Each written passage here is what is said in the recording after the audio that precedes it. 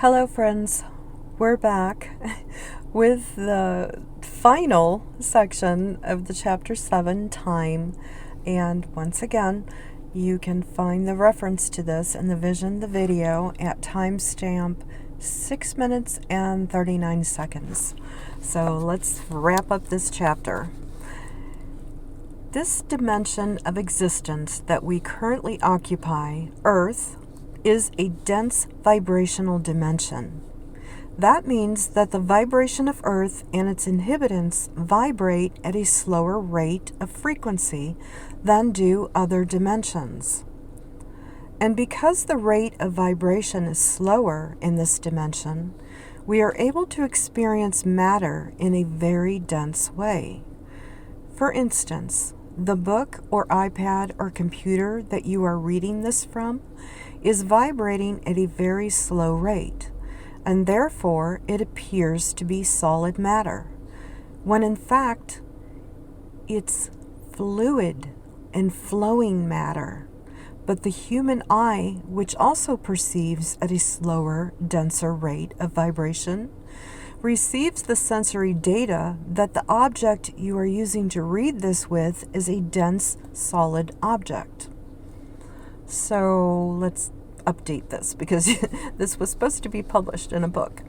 So the device that you're using to listen to this on is actually fluid and flowing matter, but because it's a dense vibration, a very slower rate of vibration, it appears to be solid. Okay, back to the book.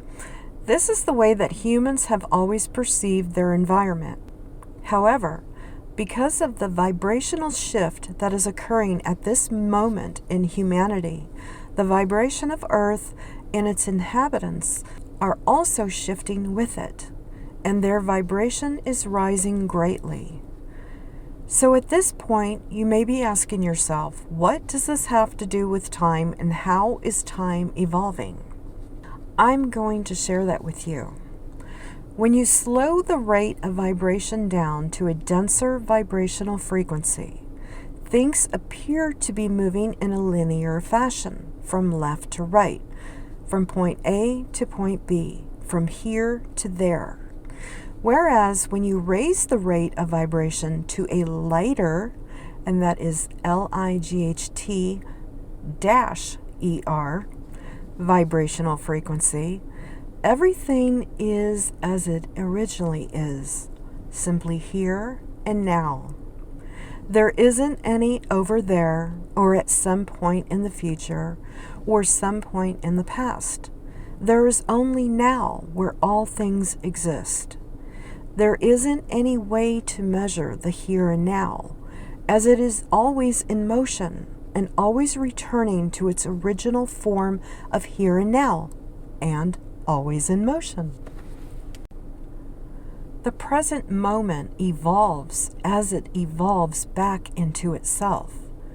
It's like a sphere that continuously is rotating outwardly in motion and continuously rotating inwardly toward itself in motion all simultaneously. It is comparable to the infinity symbol, as there is no beginning and no end. There just is continuous motion. So when you think of time in those terms, where would one moment begin and one moment end? It wouldn't, and it doesn't. Time as we have known it to be is just through the illusion of a slower vibrational rate of motion that allows one to perceive beginnings and endings, and this perception is what is evolving. As humans begin to raise in vibration, as the planet Earth begins to raise in vibration, as the atmosphere begins to raise in vibration, so does our perception begin to raise in vibration, and as do all of our sensory abilities. We will begin to perceive vibration in terms of its frequency, but not just as we have begun to tap into its definition and its many forms and pitches, but also into its depth and width of perception, which is vastly beyond anything that we have known before. So another question you're probably asking yourself now is, what does all of this mean? I'm going to share that with you as well, and here's where it gets interesting. What happens when restrictions are lifted and a thing, anything, is allowed to be what it actually is? When it is perceived in its truest form, is that it becomes a gateway of freedom and liberation to itself and to all that interact with it. The now moment is the 0 point of all things. It is the gravitational pull at its finest. When we begin to perceive the motion of the now moment and no longer are constricted by the linear time perception, we become free from the limitations of human consciousness and human perception itself. Remember when I said when we dare to think of what's possible, the possible shows up? This is where the possibles show up. Let's take, for instance, time travel. Now, I know some of you may be thinking that's only a consort of science fiction or fantasy. But in actuality, we time travel quite often through our consciousness. As depicted earlier, whenever we consciously think of an event that our human consciousness is telling us occurred in the past, or we consciously think of something that our human consciousness is telling us that we would like to experience in the future, then through our consciousness we are traveling through the perceived existence of time, as we have already learned that we are fundamentally and ultimately consciousness. So what happens at the point when we become consciously aware that the experiences we are perceiving to be experienced in the past are in actuality happening simultaneously with what we are experiencing right now? And what we are perceiving to be something that we are projecting into the future is actually happening simultaneously with what we are experiencing right now. It's a convergence that occurs with the human level of consciousness and the spiritual level of consciousness and the collective level of consciousness. They all become one.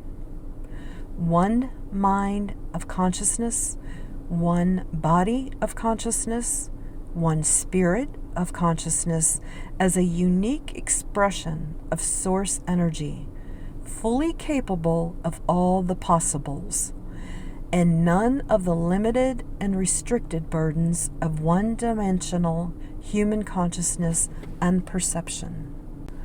Are you beginning to get the picture of what that is like, or all that it entails? If your human mind is spinning right now and thoughts are flying all over the place, take heart.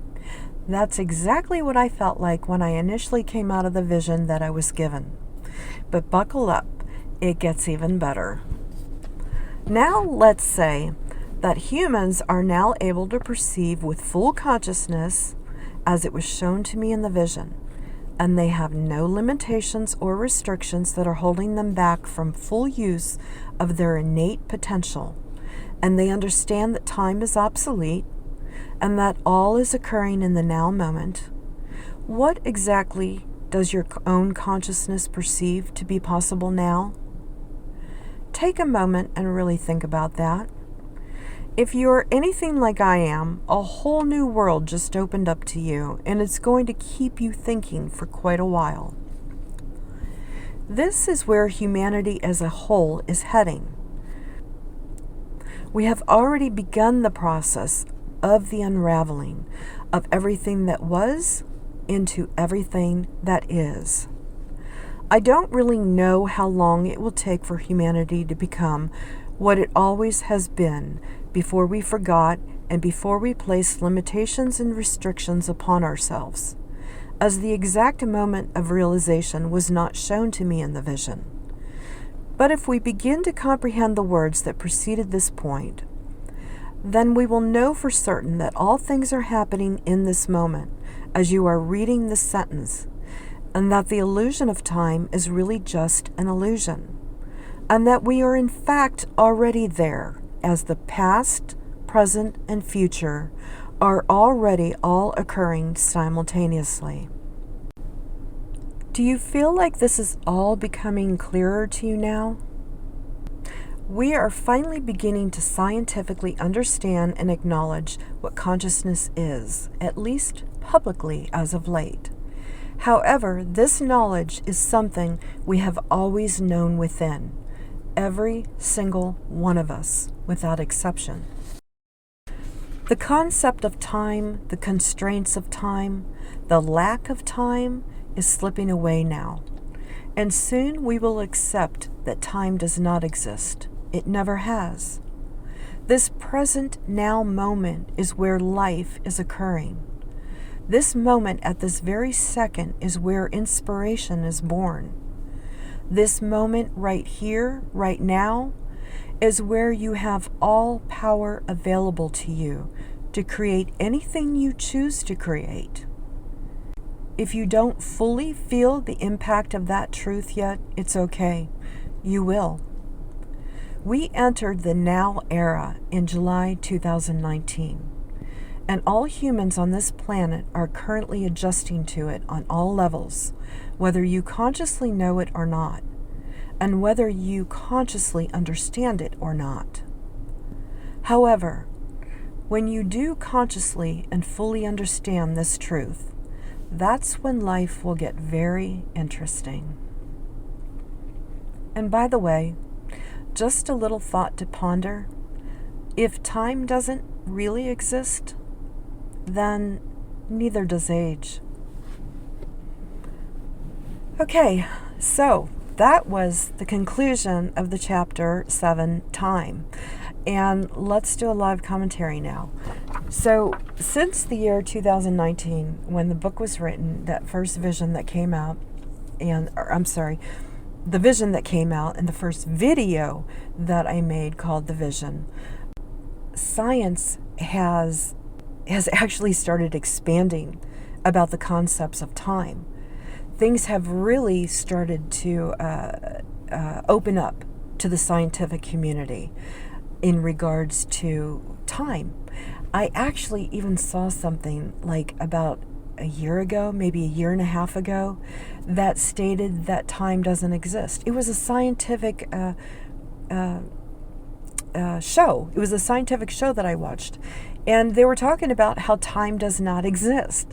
So this has really begun to unravel since 2019. And I don't know, it would be, who knows? Consciousness is expanding, so let's just leave it there. The thing is that we are already stepping into this. We are already fully becoming aware that time does not exist. So it's just a matter of the consciousness raising higher and higher in individuals and collectively until we are in full capacity of what the human mind can do in the now moment.